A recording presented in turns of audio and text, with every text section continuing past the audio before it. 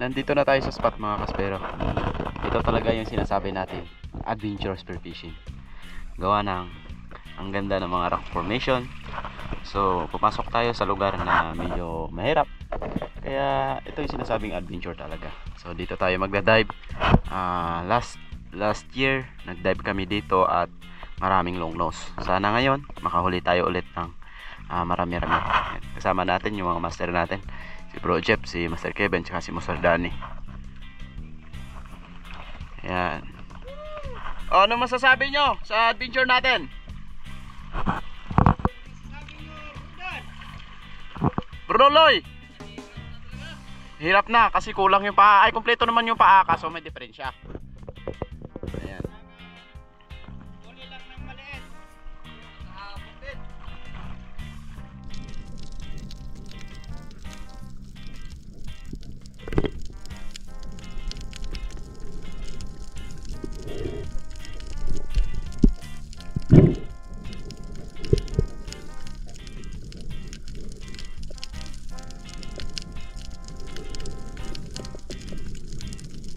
Total, nakapag-warm up na tayo, kaya eto na.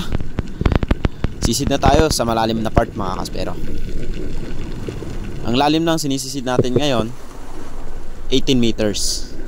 At kung mapapansin nyo mga kaspero, medyo malabo yung tubig. Gawa ng walang masyadong agos. Kaya ayan. Pero marami namang mga bait. Kung nakikita nyo sa unahan ko, yung mga itim, yan yung bait. At ayun, merong lumapit. Isang grupo ng mga samaral o rabbit fish. Ang lalaki nila mga kaspero. Siguro yung isang piraso umabot ito ng 1 kilot kalahati. Kaso lang, ayun lang lumapit. Medyo mailap. Tatarget sana tayo ng isa. Ngunit nung pagtingin ko, meron sa likod na isang malaking sweet lips. Ayan, papalapit sa atin at lumapit pa talaga. Kaya eto sa'yo. Ayun, sapol mga kaspero, bullseye.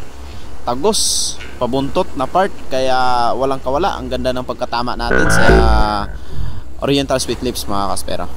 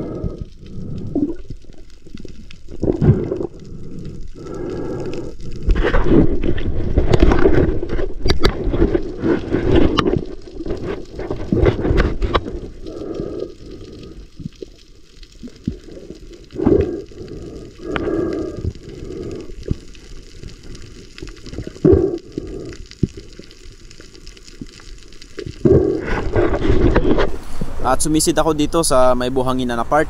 At meron akong nakita dito na grupo ng juvenile barracuda. Meron ding akong nakita sa unahan na malalaki. Akala ko grupo ng dogtot. Yun pala, grupo ng mga skipjack tuna. At medyo may kalaliman itong spot na to. Umabot ito ng 23 meters. At nung paangat ako, lumapit yung mga skipjack. Kaso lang, sobrang iilap nila. Kaya ayun, bumalik na naman. Tumarget tayo ng isa, kaso malayo. Kaya hindi tinamaan. Okay lang, bawi tayo sa next dive. At yun nga, pagkasisid ko dito sa bahura na part, merong nagpakita na isang dugtut tuna. At eto yung nangyari. Ang ganda ng pagkatama natin sa dugtut tuna na ito. Na spine shot natin at yung shaft natin tagos talaga. Kaya yung isda nasa shooting line natin. At ayun, nag-iskiri-skiri lang yung isda. At ang ganda kasi ng pagkatama. Kaya goods na at meron na tayong dugtut tuna at isang Oriental Sweet Lips.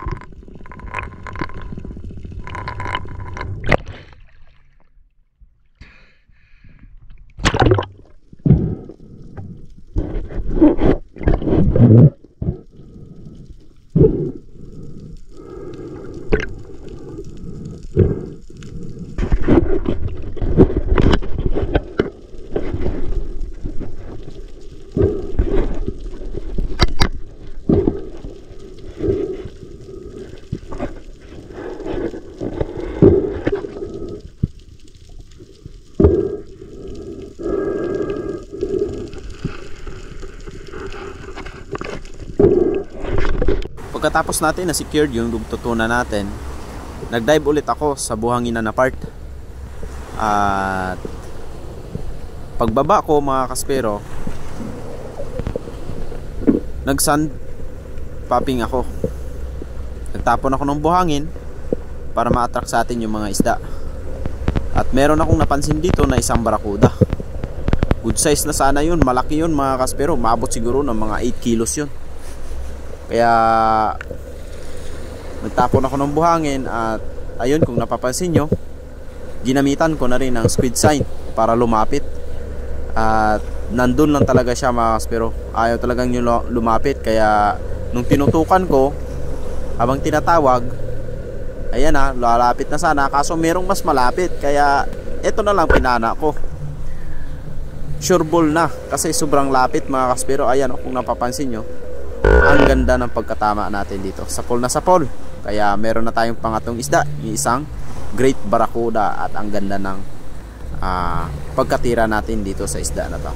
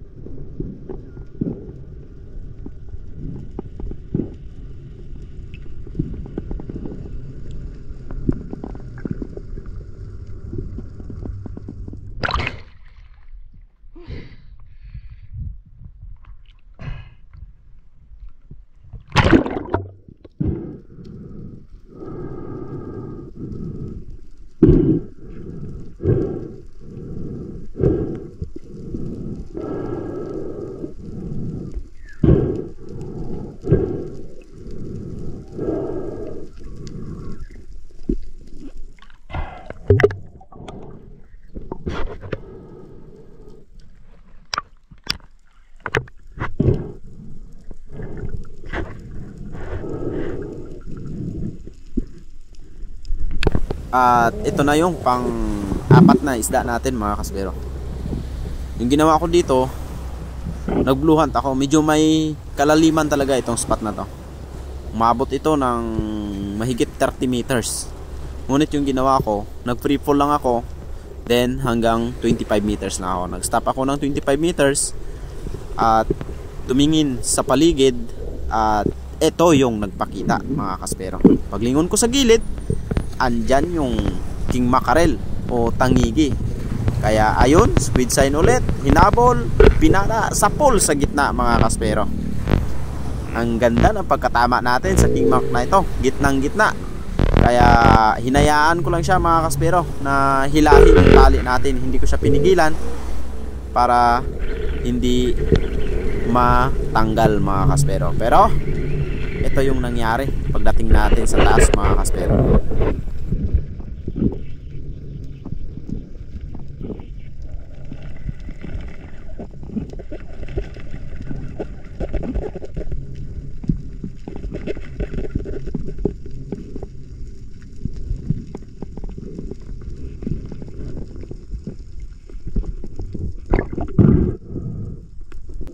Eto na, nung hinihila ko na siya, nakita ko yung flapper natin nakalabas. At nag-aalinlangan ako kaya tinawag ko agad si Bro Jeff para matira niya ulit at ma-secured yung isda dahil parang matatanggal na talaga mga kaspero. Ayun o, gitnang gitna naman, kaso yung flapper natin lumabas. Kita ko na yung puno ng flapper pero yung dulo nakabaon dun sa balat.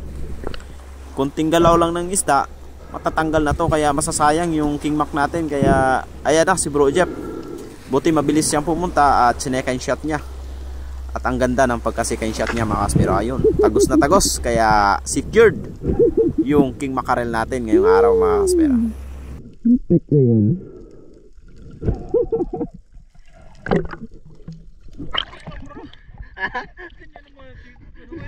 Visit to mga king mac to. Anong nangyari dito?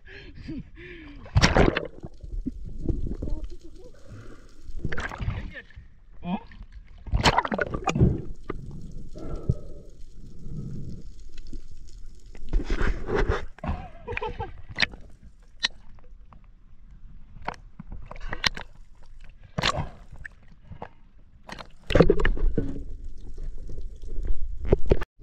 At ito yung susunod nating isda mga kaspero.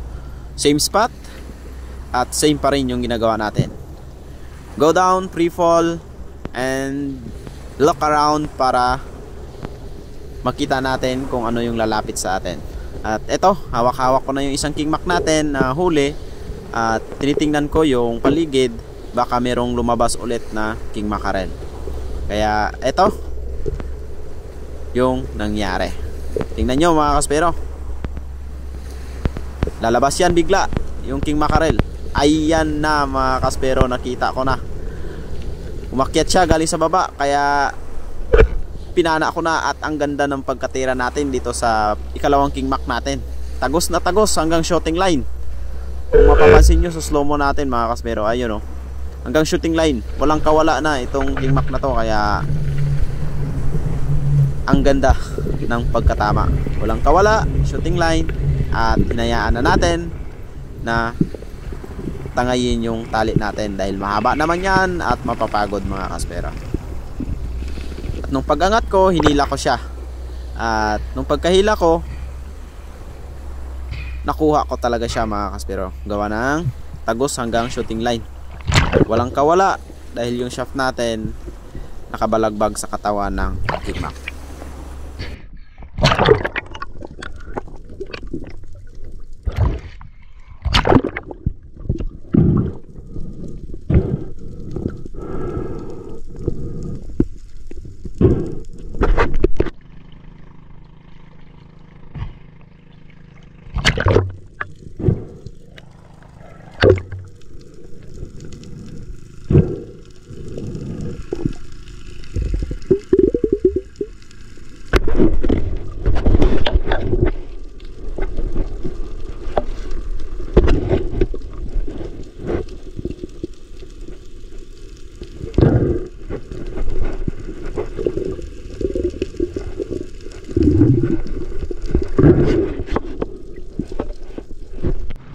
At eto na nga mga kaspero, nakahon na tayo. Ayan, ang ganda ng lugar. Kung napapansin nyo, napakaganda talaga ng lugar na to. Ganda ng tubig, ang ganda ng pwesto natin. At meron tayong dalawang king mac. Ayan.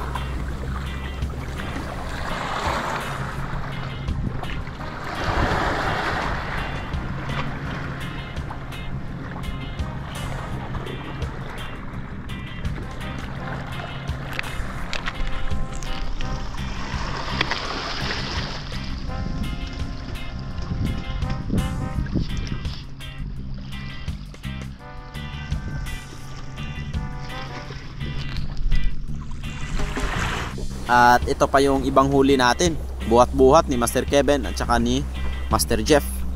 Merong mga bayang, batfish, snapper, and then yung sweet lips natin.